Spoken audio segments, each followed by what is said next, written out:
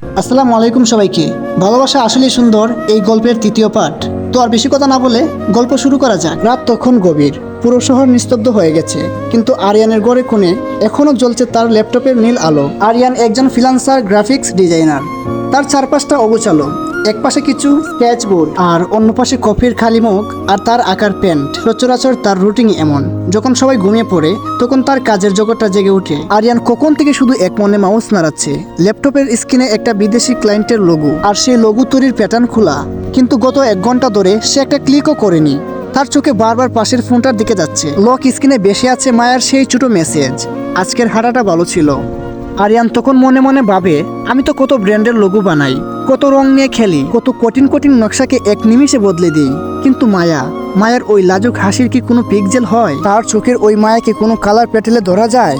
অদ্ভুত এক মেয়ে সে, মাত্র 2বার দেখা হয়েছে, অথচ মনে হচ্ছে আমার জীবনের সব রং তার কাছেই জমা ছিল। আরিয়ান একটা দীর্ঘ শ্বাস ফেলে পেন ট্যাবলেটটা তার হাতে নিল।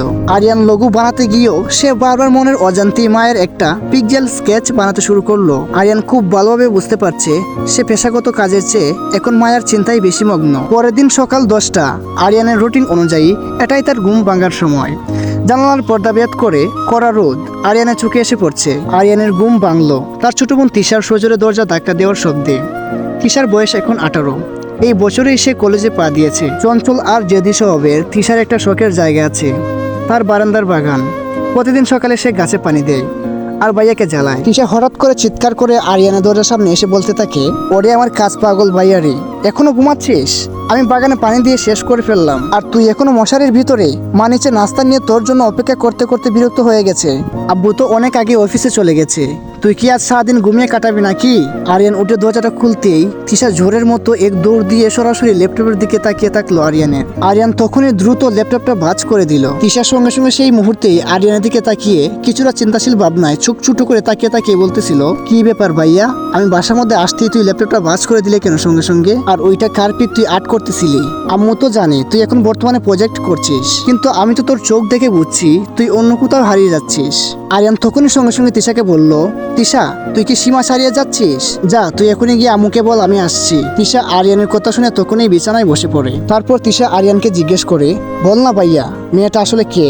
আগে তো তোকে আমি সবসময় দেখতাম সারাদিন কফি আর ডিজাইন নিয়ে ব্যস্ত থাকতি, এখন তো দেখি ফোনটা বালিশের পাশে রেখে বারবার স্ক্রিনের দিকে তাকিয়ে থাকিস। তিশা তখন আরিয়ানকে বলে, কে সে মায়াবতী যার জন্য আমার ভাইয়া এতটা চেঞ্জ হয়ে গেল এই অল্প সময়ের মধ্যে? তিশা হাসতে হাসতে ঘর থেকে বের হওয়ার সময় বিড়বিড় করে বলে গেল, ভাইয়া গ্রাফিক্স যেমন ব্যাকগ্রাউন্ড চেঞ্জ করা যায়, লাইফে কিন্তু এতটা সহজ নয়, সাবধানে থাকিস। নিচে নাস্তা টেবিলে আরিয়ানের মা রাবিয়া বেগম অপেক্ষা করছেন।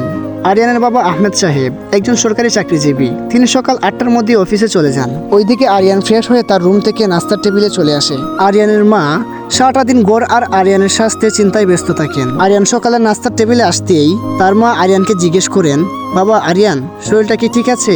সারাত জেগে এভাবে কাজ করলে তো অসুস্থ হয়ে যাবি। আরিয়ান, জানিস তোর বাবা তো বলে গেল ছেলেটা কি এভাবেই সারা জীবন ল্যাপটপ নিয়ে বসে থাকবে, নাকি মানুষের মতো দিনে কাজ করা শিখবে? আরিয়ান তখনই তার আম্মুকে সঙ্গে সঙ্গে জবাব দিল, বিদেশের ক্লায়েন্টের সাথে রাতে কথা বলতে হয়, তোমরা চিন্তা করো না মা, আমার কাজটাই এমন। তারপর আরিয়ান দ্রুত নাস্তা শেষ করে আরিয়ান ভাবলো একবার বাজারে যাবে আজ। প্রতিদিন দুপুরে খাওয়ার পর বাজারের মোড়ের দোকানে 1 কাপ চা খাওয়ার তার দীর্ঘদিনের অভ্যাস। আরিয়ান বাজারের ওই চা আর মানুষের কোলাহল তাকে কাজের ক্লান্তি থেকে মুক্তি দেয়, কিন্তু অন্যদিকে একই সময়ে মায়ের রুটিনটা একদম আলাদা। সে সকাল 7টায় উঠে পরিবারের সবার জন্য নাস্তা গুছিয়ে ঠিক 8টার মধ্যে স্কুলে পৌঁছায়। মায়া তখন কিন্ডারগার্টেন স্কুলের টিচার্স রুমে বসেছিল। মায়ার সামনে অনেকগুলো বাচ্চাদের রঙিন ড্রয়িং খাতা। সে একজন কিন্ডারগার্টেন স্কুল শিক্ষিকা। মায়া বাচ্চাদের প্রতি তার মমতা অগাধ। তার পাশে বসে আছে তার সবচেয়ে প্রিয় বান্ধবী সুমাইয়া এবং তার কলিগ। সুমাইয়া মায়াকে বলে, কি রে মায়া, তুই কি আজও ক্লাসে বাচ্চাদের ভুল পড়িয়েছিস? তোর মনটা আজ কোথায়? খাতা দেখছিস নাকি অন্য কিছু ভাবছিস? মায়ের সঙ্গে সঙ্গে লজ্জা পেয়ে সুমাইয়াকে বলে, আরে না, তেমন কিছু না, আসলে একটু টায়ার্ড লাগছে। সুমাইয়া তখন মায়াকে বলে, টায়ার্ড নাকি অন্য কিছু? সেই বৃষ্টি ভেজা বিকালের আরিয়ান নামে কোনো ঘরের মধ্যে আছিস নাকি? ঠিক তখনই মায়ের ফোনটা বেজে উঠলো। মায়া তাড়াতাড়ি ফোনের লক স্ক্রিনটা খুলে মেসেজ চেক করলো। মেসেজ চেক করার পরে ওইখানে দেখতে পায় আরিয়ানের মেসেজ।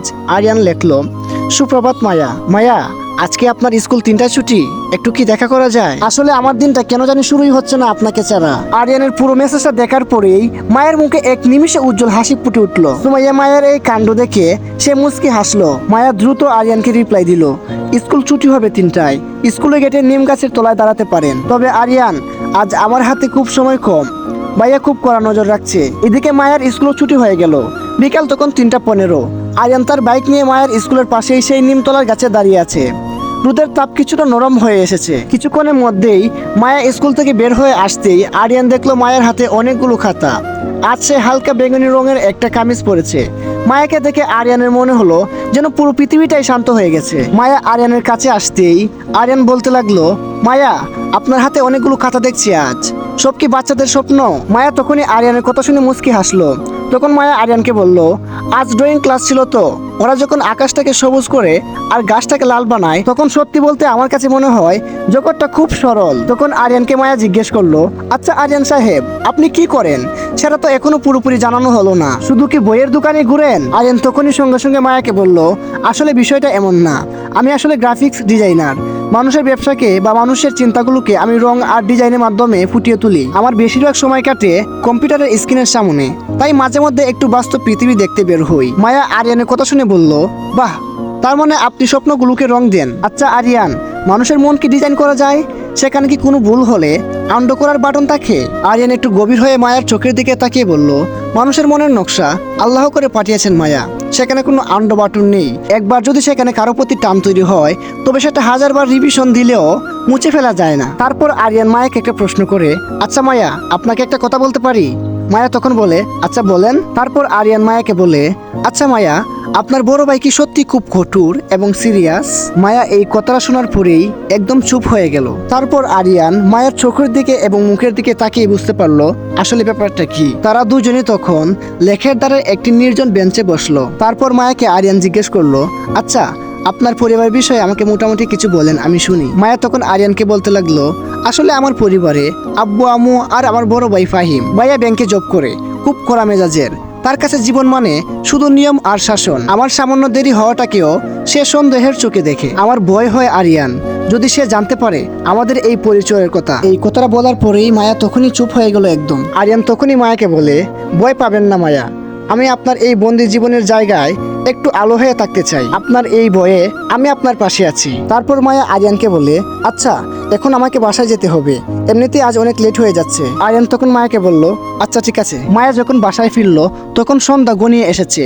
ড্রয়িং রুমে তার বড় ভাই ফাহিম গভীর মুখে বসে আছে। মায়াকে দেখতেই সে তার ঘড়ির হাতের দিকে তাকালো। তার চাহনি ছিল তীক্ষ্ণ। মায়া বাসা ঢুকতেই ফাহিম মায়াকে বলে, দাঁড়াও, কোথায় যাচ্ছ? মায়া তখনই ফাহিমের কথা শুনে সঙ্গে সঙ্গে দাঁড়িয়ে গেল। ফাহিম তখনই মুখ কিছুটা কালো করে রেগে রেগে বলতেছিল মায়াকে, স্কুল তো ছুটি 3টায়, এখন তো 5:30 বাজে, 2.5 ঘন্টা কোথায় ছিলি মায়া? আমি তোর স্কুলে ফোন করেছিলাম, ওরা বলেছে তুই 3:05 বের হয়েছিস। তুই কার সঙ্গে ছিলি এই 2.5 ঘন্টা? মায়া তখন ভয় পেয়ে ভীতু গলায় ভাইয়াকে বলতে থাকে, আসলে ওই যে ড্রয়িং খাতাগুলো চেক করতে একটু দেরি হয়ে গেল। ফাহিম সঙ্গে সঙ্গে সুবা থেকে দাঁড়িয়ে মায়াকে বলতে থাকে, মিথ্যা কথা বলবি না মায়া, মনে রাখিস মায়া, বাবা তোর জন্য মেরিন ইঞ্জিনিয়ারিং পাত্র দেখছেন, এসব বাজে ঘোরাঘুরি বন্ধ কর, নইলে তোর স্কুল যাওয়া আমি চিরকালের জন্য বন্ধ করে দিব। মায়া কোনো কথা না বলে দৌড়ে নিজের রুমে চলে গেল।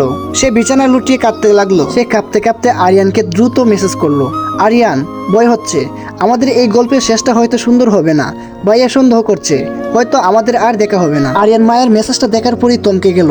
সে কোনো রিপ্লাই দিল না। রাত তখন প্রায় 12টা। দৃশ্যভাবে রাত নেমেছে শহরে। আরিয়ান তার বারান্দা দাঁড়িয়ে আকাশের দিকে তাকিয়ে আছে। মায়ের মেসেজটা পড়ার পর থেকে আরিয়ানের বুকের ভিতরটা যেন দুমড়ে দুমড়ে যাচ্ছে। সে মায়াকে সরাসরি কল করলো। আরিয়ানের ফোনে রিং হচ্ছে, কিন্তু মায়ের দিক থেকে কোনো সাড়া এলো না। তারপর আরিয়ান মায়াকে ভয়েস করলো, মায়া তুমি চিন্তা করো না, জ্বর আসছে আসুক, আমি যখন লোগো ডিজাইন করার সময় যেমন অনেক বাধা আসে, আমাদের জীবনেও আসছে, আমি লড়াই করতে জানি, আপনি শুধু বিশ্বাস হারাবেন না, ভালোবাসা আসলেই সুন্দর, আর আমি একে সুন্দরই রাখবো। তারপর আরিয়ান মায়াকে এই ভয়েসটা পাঠালো। ভয়েসটা দেওয়ার পর আরিয়ান আকাশের একটি উজ্জ্বল তারার দিকে তাকিয়ে ভাবলো, শুরুটা তো হলো, কিন্তু সমাপ্তি কি সত্যি সুখের হবে?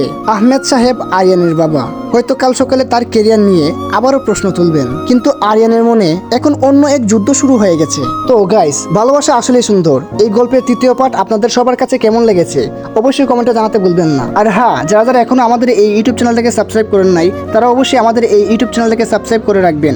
ভালোবাসা আসলে সুন্দর এই গল্পের 4 পার্ট দেখার জন্য। আর যারা যারা এখনো এই গল্পের পার্ট 1 পার্ট 2 দেখেন নাই তারা অবশ্যই ইউটিউব চ্যানেলের প্রোফাইল ঘুরে দেখতে পারেন। সবাই ভালো থাকেন, সুস্থ থাকেন, আল্লাহ হাফেজ।